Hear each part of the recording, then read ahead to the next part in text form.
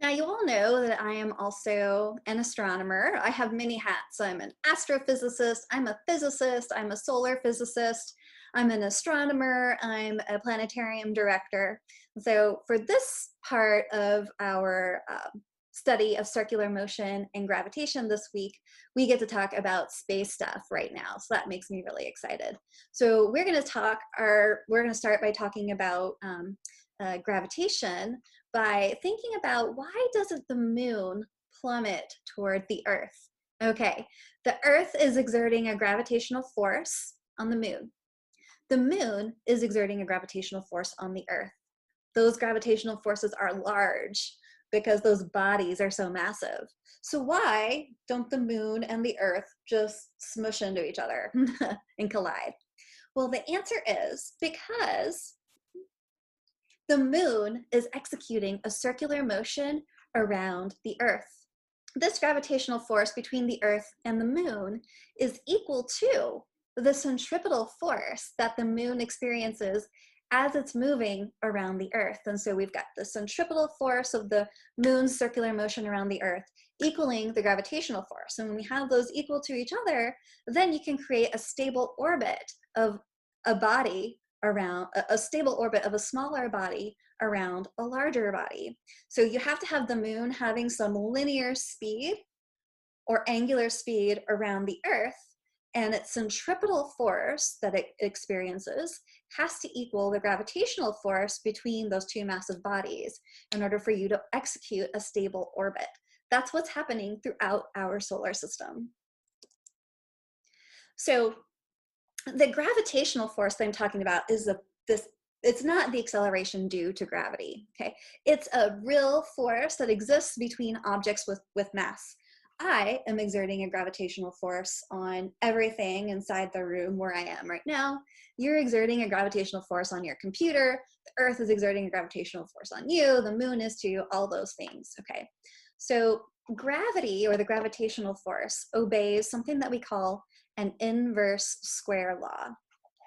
The gravitational force is a universal force that affects all the objects in our universe. And Isaac Newton, who's the same Newton as our Newton's three laws, proposed that the force of gravity has the following properties.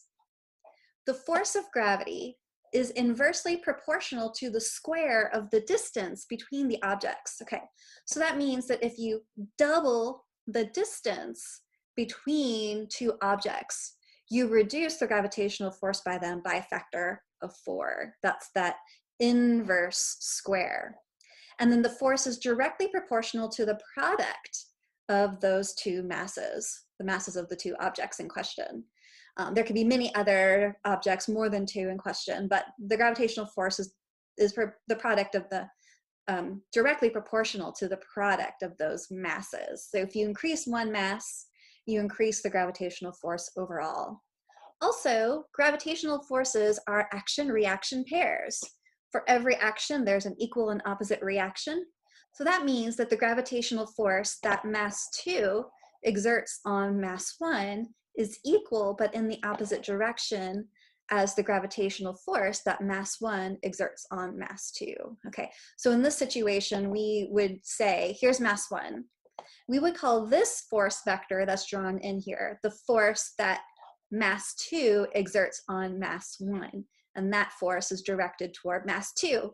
The gravitational force is an attractive force. So because both of these forces are pointing toward each other, it wants to pull those objects together. And here, the way we're writing it is that the force that F sub 1 on 2 is the force that mass 1 exerts on 2. So this force that mass 1 exerts on mass 2 is going to be pointing off toward mass 1. And both of these forces are what we call an attractive force. That means it's going to want to pull those objects together. But you can keep those objects in stable orbits around each other by giving them circular motion. So here's the equation for gravitational force, or sometimes we call it Newton's universal law of gravitation. The magnitude that mass 1 exerts on mass 2 is the same as the magnitude that mass 2 exerts on mass 1, the magnitude of the forces. And that equals what we call big G, the gravitational constant, times the mass of object 1 times the mass of objects 2, divided by the distance between them squared. And that equation is also on your equation sheet. R is not necessarily a radius. It's really here, it's the distance between those objects. And this big G, this gravitational constant, it's a constant that exists throughout the universe, and it's 6.67 times 10 to the minus 11. Also on your equation sheet, the units are Newton meter squared over kilogram squared. So kind of a weird unit. And again, this is an inverse square law. You see that this quantity is proportional to 1 over the distance squared. That's inverse square. So that means that yes, doubling the distance between two masses causes the force between them to decrease by a factor of 4. Because if you've got 1 over r squared, if the distance is 2, you've got 1 over 2 squared.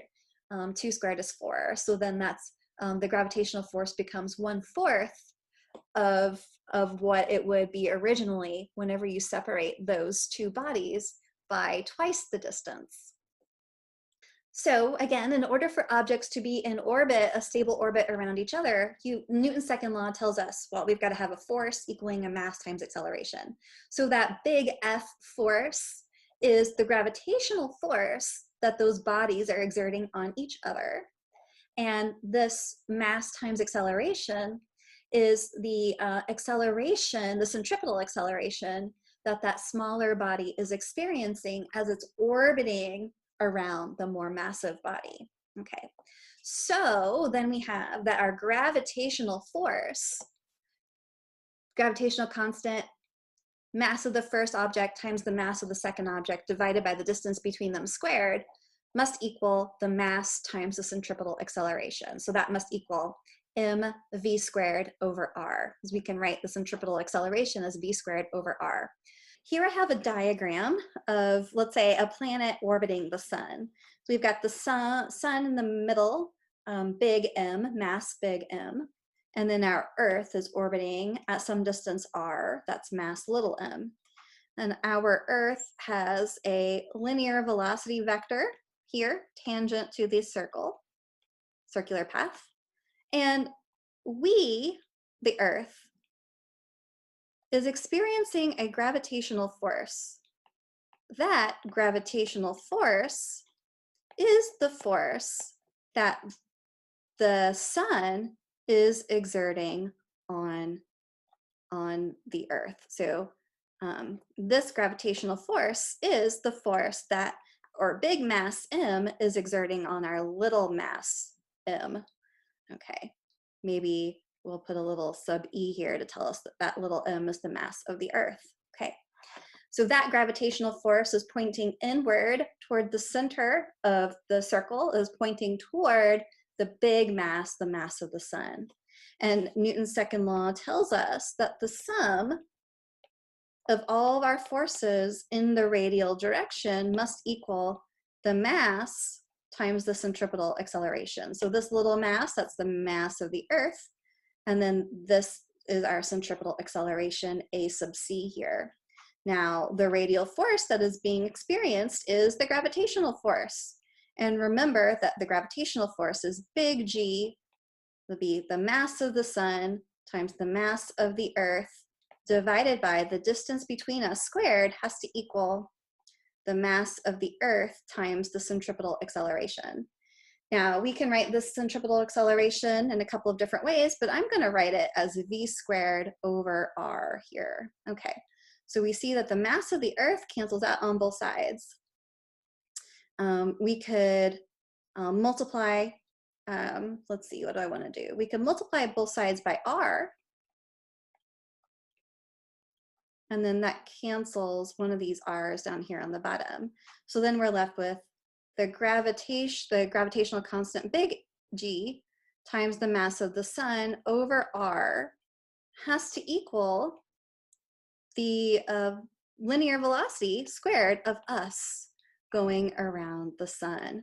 So square root that, v is equal to the square root of our gravitational constant times the mass of the sun divided by the radius of the circle, or the distance between the sun and us orbiting around it. So this is us deriving what is called the orbital speed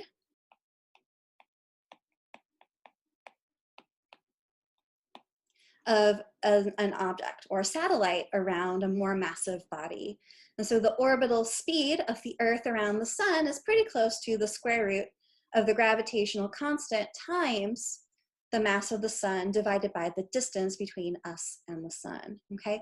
And you could translate this to any object that is executing a circular motion around a central, more massive body when we're thinking about orbits in terms of an astronomical sense.